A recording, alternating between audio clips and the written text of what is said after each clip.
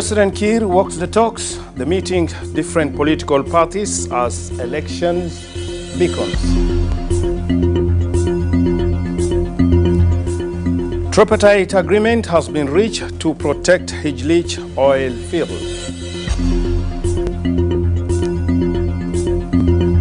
And South Sudan marks the International Human Rights Day.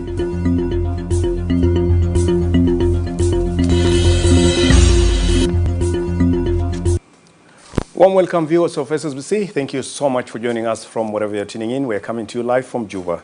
My name is Gore Anthony with the news in detail. Starting our news tonight, President Salva Kiir Mayardit, in an action following engagement with various political parties to peace agreement to discuss the future of the transitional period, just days after announcing an open dialogue with political coalition parties as key step towards maintaining stability ahead of the country's first post-independence general elections. Our reporter Priska Cole has more in the following story.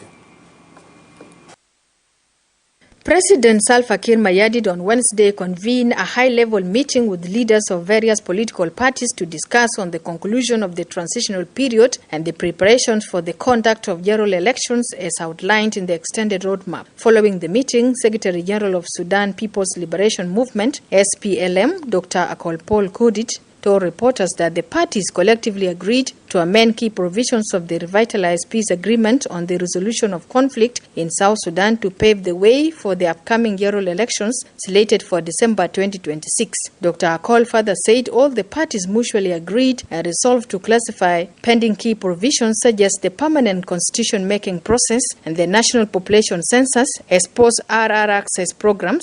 This task, he said, will be handled after the country's transitions from the current political arrangement. In this meeting, the parties resolved to amend particular provision of the RRACs so that the election could be conducted as agreed in the extended roadmap in December 2026. Second, the parties also agreed to refer the pending and the ongoing provision of RRACs as post-RRACs program to be implemented by newly elected government after the election. That means that it's not possible, as we did with the CPA, to implement any agreement 100%. So those provisions that are not implemented shall be implemented after the election. Notably, the permanent constitution, the conduct of census, and many other reform programs shall be referred and considered as post-RRACs program implemented by the newly elected government. The third point, that the parties also agreed to form a political committee that will deal with the political issues of the constituencies, post-RRACs programs, political parties' conduct during the election,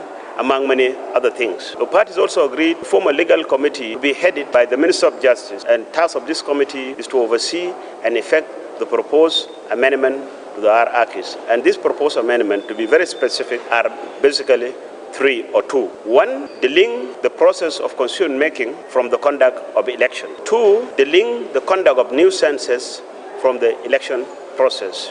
This will enable the parties to proceed and hold elections on time as promised when the agreement was extended. For his part, the interim Secretary General of Sudan People's Liberation Movement in opposition, SPLM-IO, Agok Makur, said all the leaders agreed to hold elections as slated, as scheduled, and that the committee of political parties will be formed to resolve outstanding issues. من أهم الأشياء التي نوقشت في هذا الاجتماع هو كيفية نهاية الفترة الانتقالية التي تم تمديدها حتى تاريخ شهر 12/2026. لقد اتفق الأحزاب الموجودين في هذا الاجتماع اتفقوا على أنهم جميعا مع قيام الانتخابات في مواعيدها، وكذلك لقد اتفق الأحزاب والمجتمعين اتفقوا أن يتم تكوين لجنة من الأحزاب حيث ينظروا لكل القضايا العالقة وحتى أن يتم تجاوزها. أيضا تم الاتفاق على يتم تكوين لجنة قانونية برئاسة وزير العدل لكي يقوم ببعض التعديلات التي سوف يتفق عليها كل الأحزاب. يعتبر هذا الاجتماع اجتماع واضح جدا وجيد، وهو اجتماع جاء في مرحلة تعتبر من أهم المراحل، حيث المجتمع الجنوبي والشعب الجنوبي ينظرون إلى القصر الجمهوري ماذا سوف يخرج من هذا الاجتماع. نريد أن نأكد بأن الاجتماع الذي خرج بأهم النقاط هو اتفقنا على أنه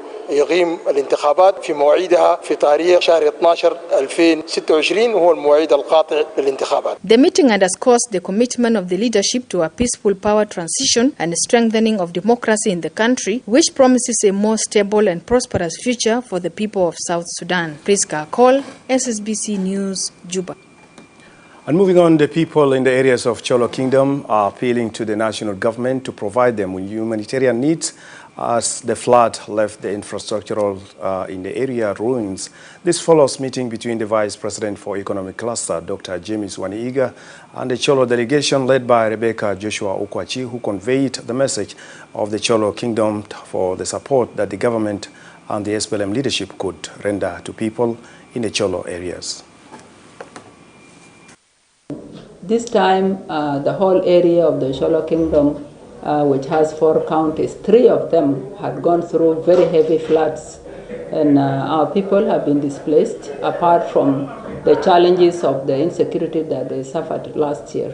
So these floods have become very heavy, and they have affected the people on the ground. It is our call that our people are able to come home, while also they are being given services of support that the displacement has caused because of very heavy floods.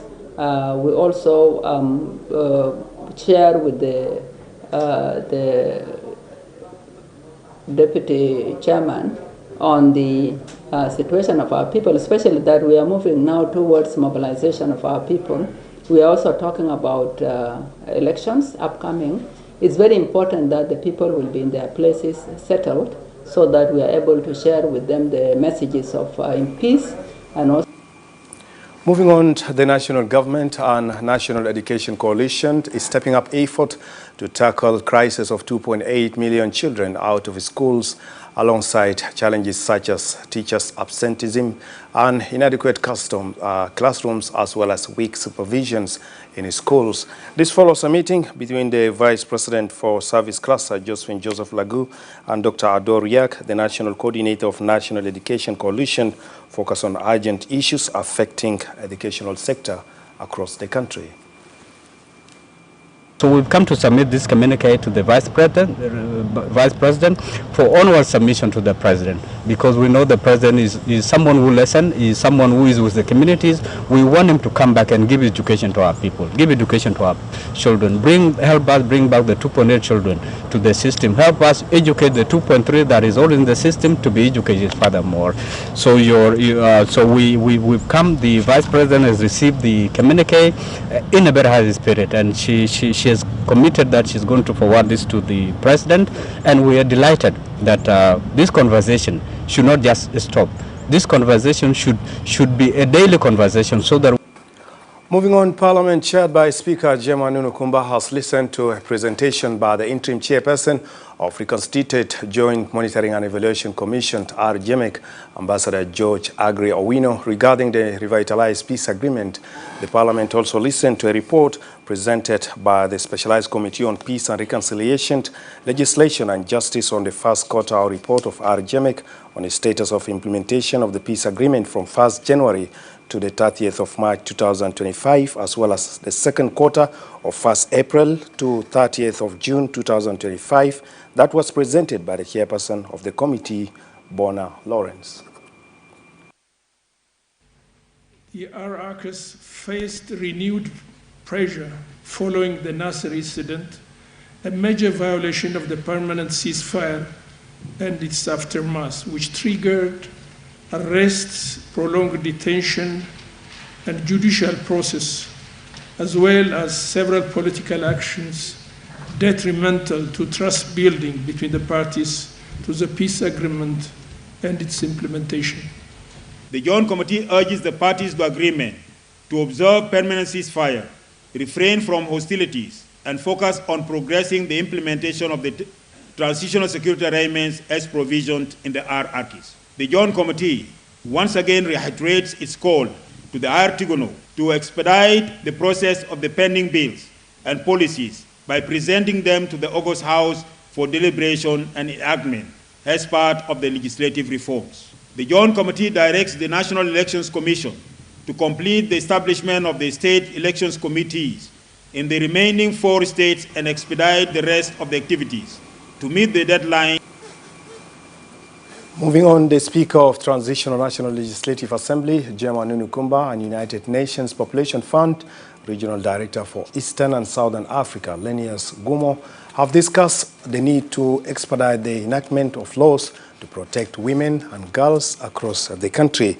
The discussions also explore preparation for the upcoming international conference on population and development. We had a very productive meeting where we were discussing South Sudan's commitment to the International Conference on Population and Development, the work that we do on population and development, but also in terms of the role of the Legislative Assembly in enacting laws that will advance the rights of young girls and women in South Sudan. In particular, the anti-gender-based violence bill, the family law, and the progress that's being made on the Nurses and Midwifery Act.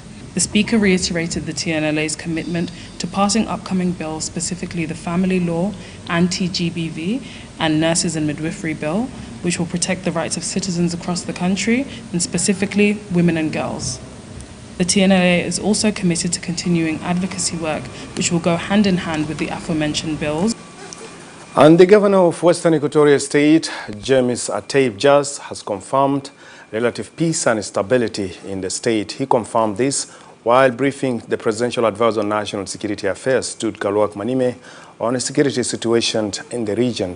The Security Advisor encourages the governor to continue to work for peace and stability, as well as deliver social services to the people in Western Equatoria State.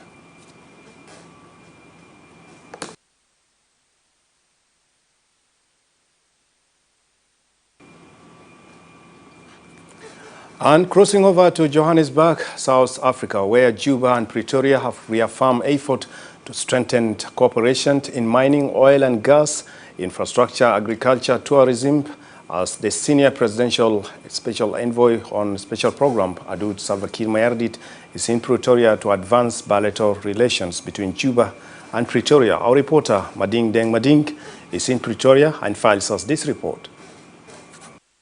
Senior Presidential Envoy Honorable Adud Kiir is in South Africa for high-level engagements with various senior government officials aimed at strengthening bilateral ties between South Sudan and South Africa.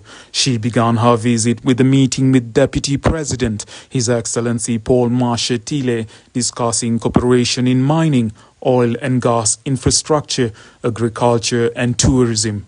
The senior envoy highlighted the need for direct flights between the two countries to boost trade, medical travel and tourism.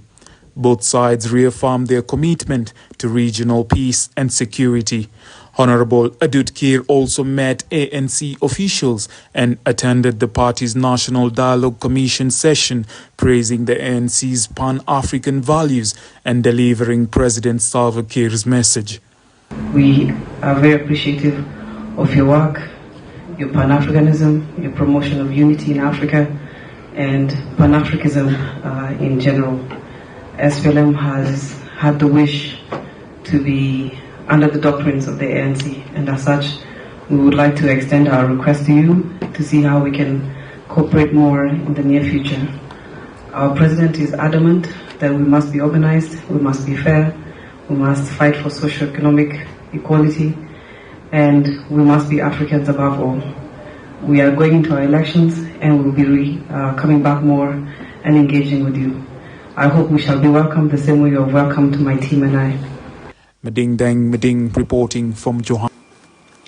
And moving on, the Intergovernmental Authorities on Development, IGAD, is holding a two-day South Sudan's conference on pastoralism as well as livestock sector development. This conference aimed at incorporating IGAD livestock policies with those of South Sudan and member states. The Minister of Livestock and Fisheries, Onyoti Adigo-Nyikwach, emphasizes the role that the livestock production could play in the economic development as well as livelihood of the communities of South Sudan. In his inaugural remark of the two-day conference on pastoralism and livestock sector development organized by IGAD in Juba, the National Minister of Livestock and Fisheries, Onyoti Adigo-Nyikwach, says livestock plays an important role in development of the country, especially in the area of agro-food system. Livestock has great potential for development and is now spearheading the agro-food system transformation through its value chain.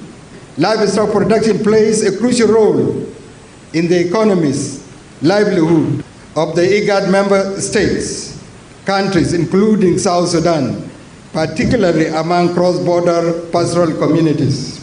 Pastoralism is important economic practice, which has been sustaining across 70% of rural population of South Sudan, especially during difficult economic security times. The governor of Central Equatoria State, Emmanuel Adil Anthony, describes livestock as an important engine for development in the country. He says South Sudan has huge livestock resources, which, if properly managed, will be a source of revenue-generating income. South Sudan has abundant livestock resources, which we have in Central Equatoria. And with the proper management, this can be a significant source of income and prosperity for our people and our country. Notably, this conference is timely opportunity to share knowledge, experience, and best practices. Therefore, let's explore ways to enhance livestock productivity, to improve value chain, and support pastoral community at large. And we must embark on robust financing of this sector if we have to improve on it, both as stakeholders and governments. The head of livestock development in IGAD Center for Pastoralism Areas and Livestock Development says livestock production and pastoralism plays a vital role in the economy and livelihood of the people in the Horn of Africa. Livestock production and pastoralism play a critical role in the economy and livelihoods of the Horn of Africa countries, including South Sudan, particularly among communities in the cross-border and livestock-dominated states. The sector contributes significantly to the household food security, nutrition, and income generation, as well as employment opportunities, and therefore remains a traditional yet vital system for sustainably managing rangelands. South Sudan has vast livestock sector, but it suffers from underinvestment, low productivity, diseases, and conflicts, hindering its potential for commercialization. Peter Mori James. And moving on, a tripartite agreement has been reached among SSPDF, Sudan Armed Forces and Rapid Support Forces, granting the SSPDF primary security responsibility over the Heglig oil field, also known as Pantau, aimed at raising insecurity in the area. The Chief of Defense Forces of Sudan People's Defense Forces, General Dr. Paul Nang Majok, also confirmed that the tripartite reach agreement, also part of the ongoing effort to stabilize the region and protect critical infrastructure, including the oil and the installation. General Paul Nang Majok also underscores the importance of the agreement in promoting peace and security, reaffirming SSPDF commitment to safeguarding the area and its residents. The deployment of SSPDF forces to Heglig is expected to strengthen security and prevent further conflict or the disruptions of oil production. The agreement also expected to halt the reported air and drone bombardment in Pantau areas, which has resulted in killings and injured of SSPDF soldiers, and inciting a stronger condemnation by SSPDF, which maintained neutrality and the ongoing armed situations in Sudan. والهدف لدخولنا الليلة ناتج من اتفاقية كان حصل بين جمهورية جنوب السودان وعلى رأسه الرئيس الجمهورية سلفا كير مياديت مع حكومة السودان وعلى رأسه السيد البرهان وقائد دعم السريع ديميتي. الثلاثة اتفقوا إنه منطقة الهجليج ده لازم يحموه، لأنه ده منطقة له حمية استراتيجية واقتصادية بالنسبة لدولة جنوب السودان ودولة السودان. عشان كده إنه الثري برينسيبل اتفقوا إنه ما يحصل فيه خراب اتفقوا انه الجيش السوداني ينسحب والجيش جنوب السودان يخش في فاسيلتي عشان يجي يكون مسؤول بحمايه بتاع المنطقه ده. وهذا دائما سريع هيكون هم يكون قاعدين برا المنطقه. لكن القوات دخلوا هسه ده قوات بتاع دفاع جنوب السودان. الصباح ده انا عايز ادي خبر الناس بتاعنا انه امبارح اذا في هجليج اللي احنا قاعد فيه قاعد واقفين فيه الليله ده يعني حصل يعني درون سترايك. القوات السودانيه ضرب الناس بتاعنا في المنطقه بتاع هجليج بالدرون، واحنا فقدنا 7 عساكر بتاعنا ماتوا في هذه العمليه، ودمرت عربيه محمله بسلاح 12.7 و10 كلاشينكوف بتاعت العساكر اللي ماتوا، وبعض العساكر كانوا قاعدين حول المعركة كلها اتدمرت. فطبعا ده نية سوداء يعني من الحكومة السودانية، لأن طبعا احنا دخلنا اتفاقية كان في وجود بسيط بتاعت الدعم، لكن فاتوا من 8 ما كان في وجود خالص. فده ده خبر يعني ما كويس. وطبعا باقي الاجراءات بتتم مع القيادات العليا بتاعنا، لكن طبعا الجيش. And moving on to Bentiu, United States, as the crisis in Sudan deepens after withdrawal of Sudanese forces from Heglig, Pontau, the northern part of the United States, authorities in the state have begun to receive larger numbers of refugees fleeing the conflict in Sudan. SSBC Mayen Briam is in Bentiu and files us this report. As the crisis in Sudan differ after the withdrawal of Sudanese forces from Heglig, the northern part of United States, authorities in United States have begun receiving large numbers of refugees fleeing the conflict. Governor Justice Bimtop, accompanied by the Rukona County authorities, welcomed the first group of Sudanese refugees arriving through Panthau, widely known as Heglig oil field corridor. The refugees, many of whom flee intense fighting and insecurity, were temporarily settled in Panyangai, Panakwaje, northern part of Rukona County. The state government, in cooperation with the local authorities, immediately distributed food items and other basic assistance as part of an emergency response. Plans are underway to relocate refugees to Roriak Payam, where they are expected to receive further humanitarian support and safety. Governor Beam reiterated his administration's commitment to continue receiving Sudanese refugees and ensuring their full protection while inside South Sudan's territory. روريا هو واحد من مناطق بتاع ولاية الوحدة. جينا عشان نفقد أعوال بتاع المواطنين الجاه في اتجاه بتاع السودان، بالأخص منطقة هيليج حسب الوضع اللي حصل هناك. لقينا عدد كبير من الناس، فيه سودانيين وفيه جنوبيين.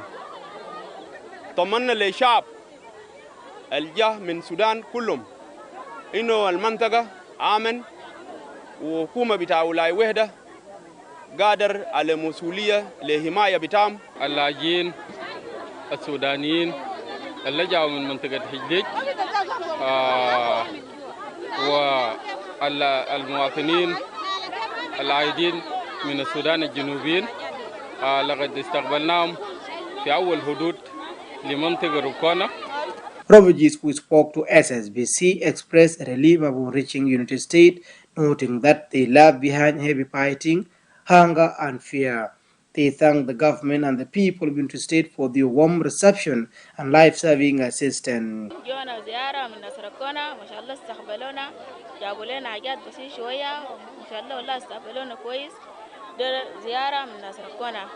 نشكرهم شديد، يعني جونا وقدموا لنا كثير، يعني ما قصروا، فقدوا احوال المواطنين الذين جاوا من هجليج كل السودان. And moving on, Juba City Council has directed the affected traders to to relocate and restart their businesses in Gudele and Jebel Market, respectively. Meanwhile, traders who have also lost their properties are appealing to the government for support.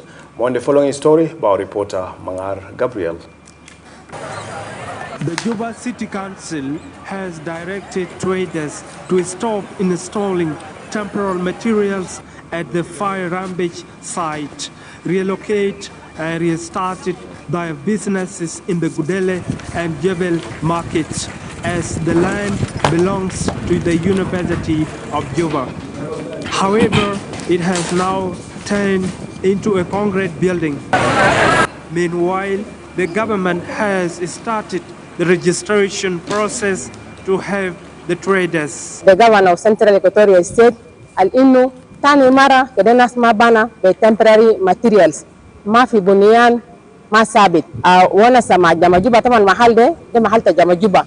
Inno kan wasulu kois Mahalde Haidbeni Sabit. Aizol, Aitajir, Ajubana, Aju, Telebu, Ajebudato to. Fanen du Suk Tanata Gudele Central Market de. The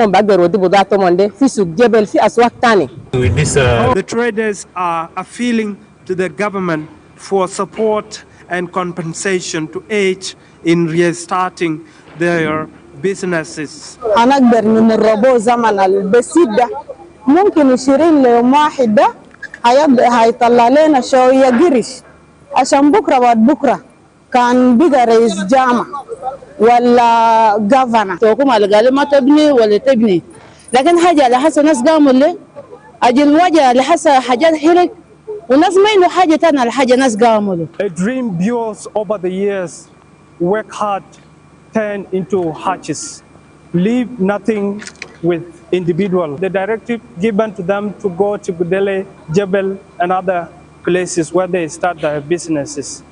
Mangar Gabriel, SSBC. And moving on, the slogan of keeping Juba clean and green, the drive geared towards beautification of the national capital has always been recited by a number of mayors and mayories who took charge of the city's leadership. Despite all effort, implementing this objective has been facing a lot of challenges and ups and downs. In today's discussions, we're joined in the studio by the Mayor of Juba City Council, His Lordship Christopher Sarafino Wani, to shed more light on this agenda. Your Lordship, welcome to SSBC Studios. Thank you, God Anthony. It's such a profound honor to have me in your studios today and also interact with the viewers of SSBC. Starting with keeping Juba clean and green. This has been facing a lot of challenges. Tell us, what is your leadership doing to make sure that this thing goes direct to action plan? Well, first of all, thank you very much for bringing up this topic. Keeping Juba clean and green is a strategic priority number 2 for Central Equatoria State. In his inaugural speech, His Excellency Emmanuel Anthony, the governor of Central Equatoria State, has made it very clear that keeping Juba clean and green is priority number 2 for the state. And it coincided actually with also the priority of Juba City Council, which is priority number 1, to keep the city clean. Well, you have seen on the 6th of December, that is last Saturday, we have kicked off the Cleaning Juba campaign with the launch of an event. Now, on the 6th of December, it was only an event for launching. And the purpose of that event is basically to raise awareness so that people know that, you know, the City Council has a drive towards doing that. But I want to reiterate that keeping Juba clean is not an event, it's a process. The process that led to that campaign, it started probably about a month ago. And it started by addressing the root causes of why Juba can never be clean. And the root cause of why Juba can never be clean is so much in the behavior of the people. So for us to be able to maintain a clean city, we need to go and work on the behavior of the people, get people on board. And a month ago, we started by going to the lowest or the smallest unit of the governance of this city, which is the Quarter Council. We've started engaging them, talking to them, reassuring them of our full support and commitment as authorities of Juba City Council on how we're going to work with them to ensure that this one happens. Now, this campaign is not only going to end up in just collecting waste and stuff, but we're going to go to where it matters. Juba City Council has a strategic plan of going to schools because we know that if you educate children in schools, they become a very good medium of transmission of the knowledge and awareness of how people want to really keep the city clean. Secondly, we brought in a lot of stakeholders. Yes. So our campaign is not only going to be ending at the launching of the event, but it's an ongoing process, and we're continuing doing that. See, unless we keep Juba clean, we can't be able to do all the things that the city council is supposed to be doing. Our slogan is to keep it clean and green. Yes. Keeping it green is that we have to go for tree planting and so many things. But if we cannot be able to keep it clean, we cannot go to that. And we're very confident that we're going to be able to really clean Juba this time, because the people have received it so well. Your Lordship, we currently witness that in some parts of the city, you go, you find out along the streets, sometimes people keep garbages on the streets, and it doesn't give good image to the country.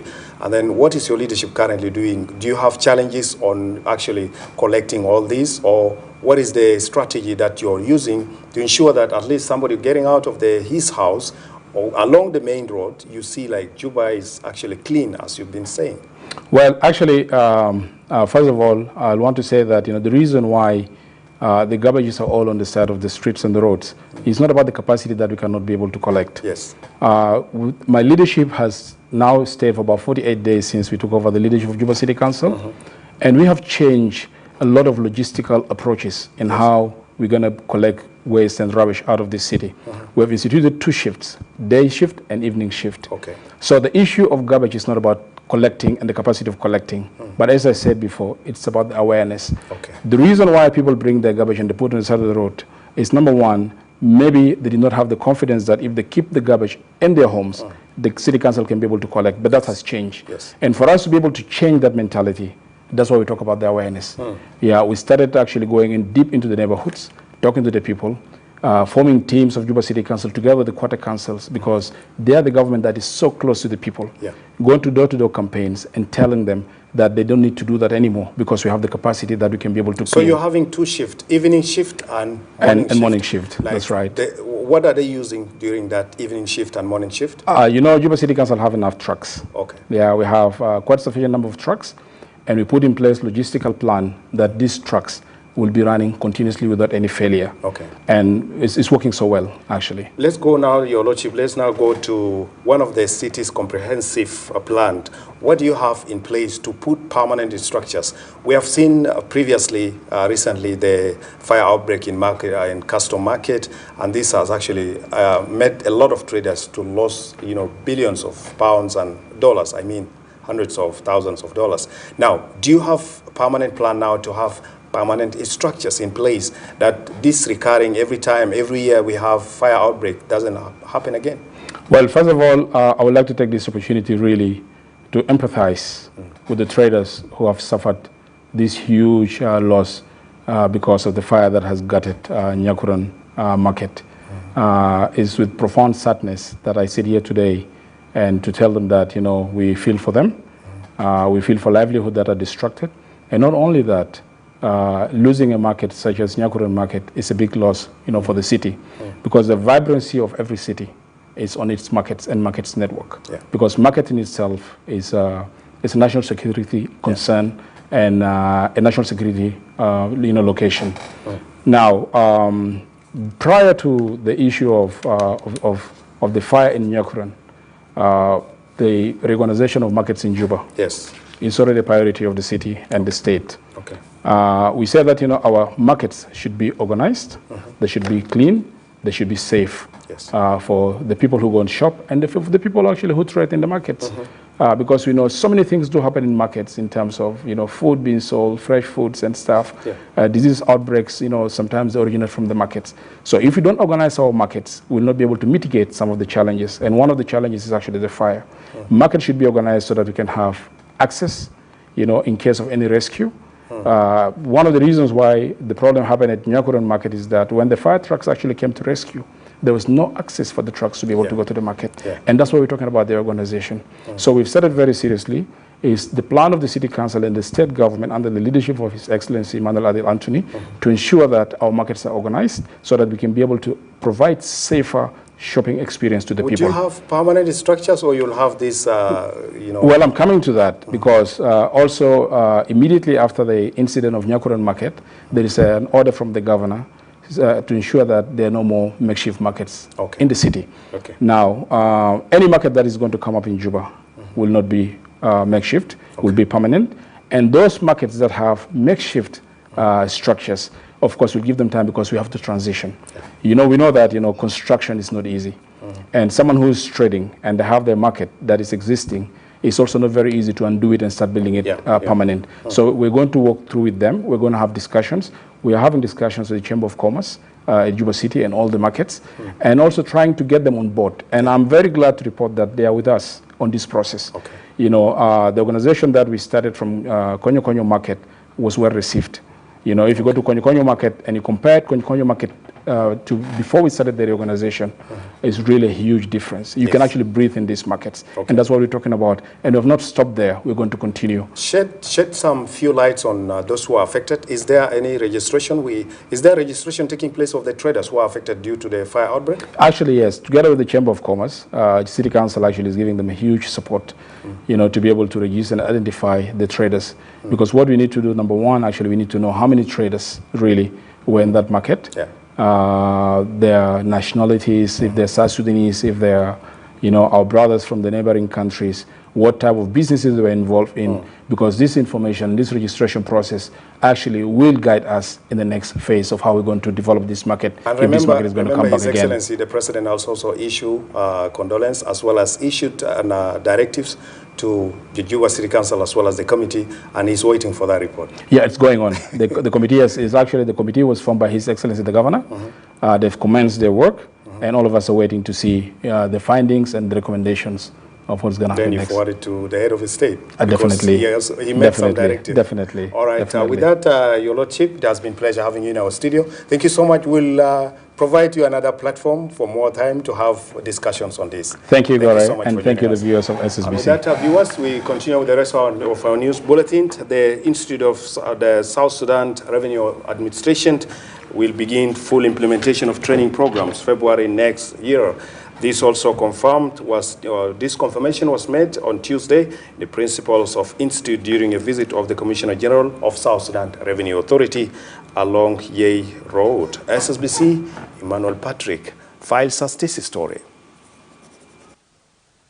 The South Sudan Institute of Revenue Administration is set to begin full implementation of its training programs in February next year.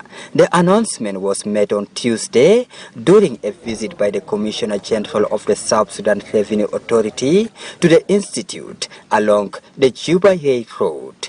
The Commissioner General William Anyon Kwol toured the facility on Tuesday to assess its readiness, months after the institute was inaugurated in July 2025. Following the tour, Anyon said Sierra is expected to train learners from South Sudan and the broader East African region. We are ready to give a training. The people that will benefit from here are not only South Sudanese, but we'll also have people from the region here, East African community and other countries. This training will benefit most of our staff here in South Sudan Revenue Authority. We have actually tried to make sure the people that we have, the human resource that we have, is well equipped, well trained, that is ready to do the collection of the tax for the development and growth of our economy.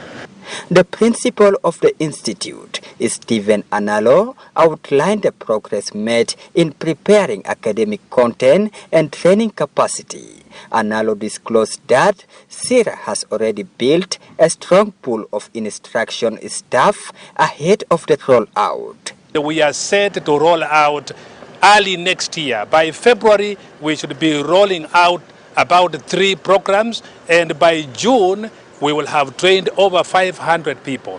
We have so far developed 10 curriculums. One for certificate in customs administration, another one certificate in tax administration, and several others. Process rolling out in January, early February are a certificate for customs in customs administration. That is for the people who are O-level secondary school or who entered service without formal training. Sarah is also working with the African Tax Forum to develop postgraduate diploma programs in tax and customs administration, which are expected to be finalized by July 2026. We are intending to develop a graduate trainee program, Honorable, that when graduates are employed into our authority, they should undergo over 1 year or to 2 years training before they go in the field. The Commissioner General reaffirms the authority's commitment to supporting the Institute in developing a skilled cadres of revenue officers capable of meeting global standards. Reporting for SSBC, I'm Emmanuel Patrick, Juba. And moving on, South Sudan celebrated International Human Rights Day. Addressing the celebration, Dr. William Utom, Chairman of Human Rights Committee of the Transitional National Legislative Assembly and a guest of honor, praises the role of humanitarian organizations who are making awareness campaign on human rights activities across the country. On his part, Ezekiel Jesvison, Deputy Head of the Human Rights Commission of South Sudan, it stated that the country is celebrating 70 years of human rights.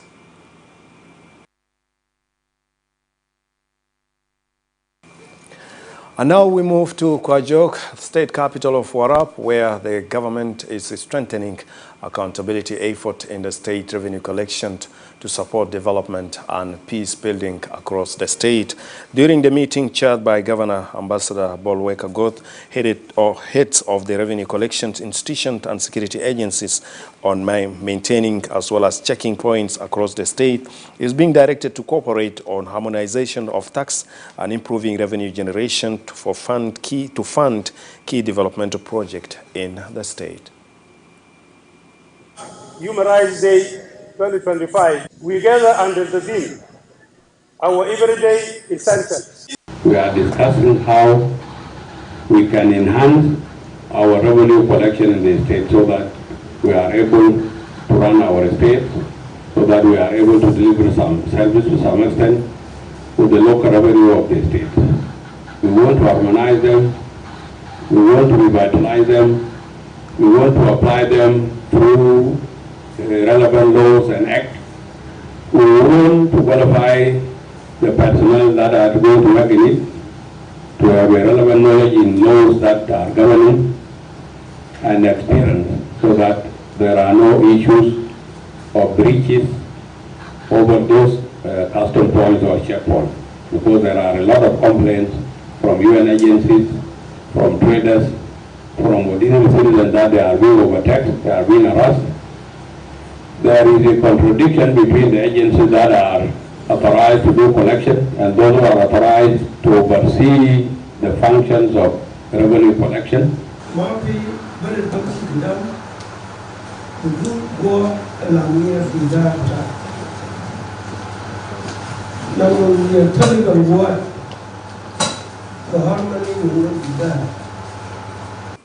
And moving on, the National Constitutional Review Commission continues with its consultation across the Jonglei State, concentrating this week in Uror County. The committee says the permanent constitution should grant the public to question their leaders on basic service delivery.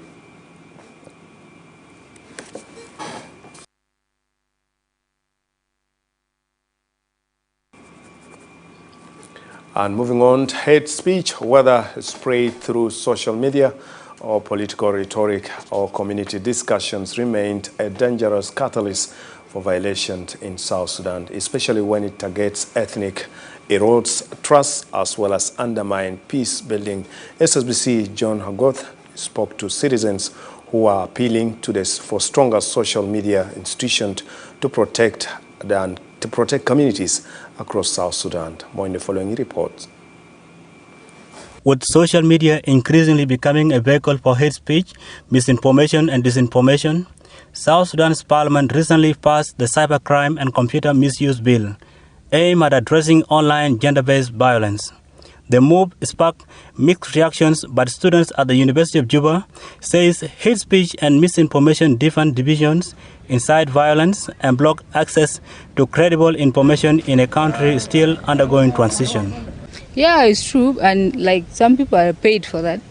they are paid or they have relatives who are being favored by such speeches, and they want to drag people with them. I know there are certain groups, not all people are siding with the good thing of uniting and all this. There are people who are paid to do that.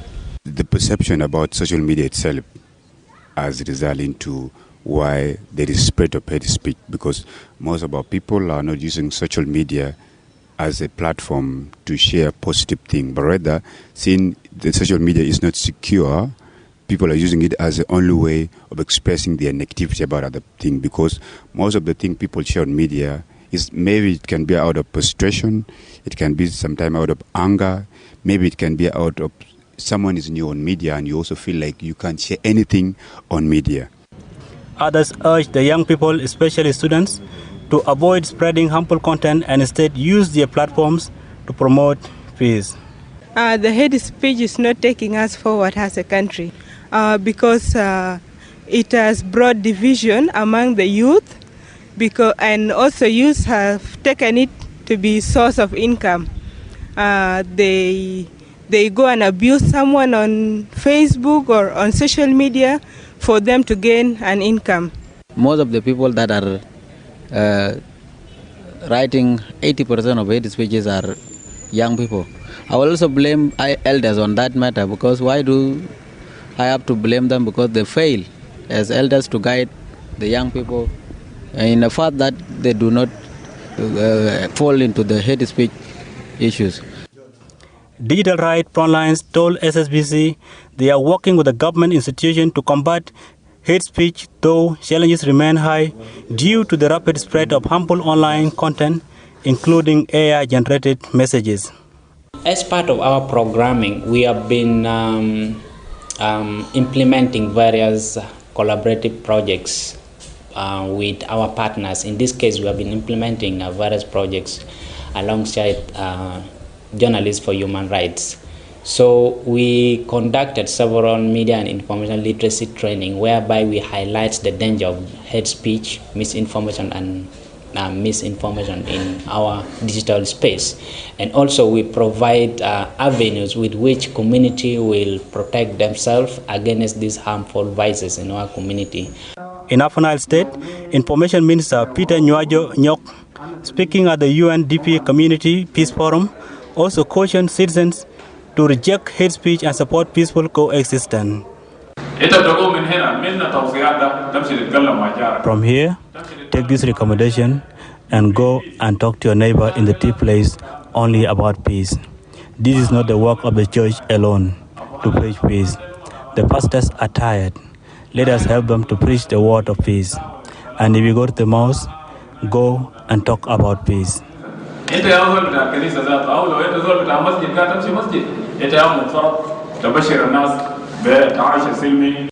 Hate speech in South Sudan continues to inflame conflict and humanitarian suffering, but there is a renewed hope that the cybercrime and computer misuse bill will help curb its spread. Reporting for SSBC News, Ogot Keun. And with that, viewers, we have come to the end of our news bulletin. Thank you so much for joining us. On behalf of the entire working crew in the studio, I am Gore Anthony saying bye-bye. Keep tuned to SSBC for the rest of our programs.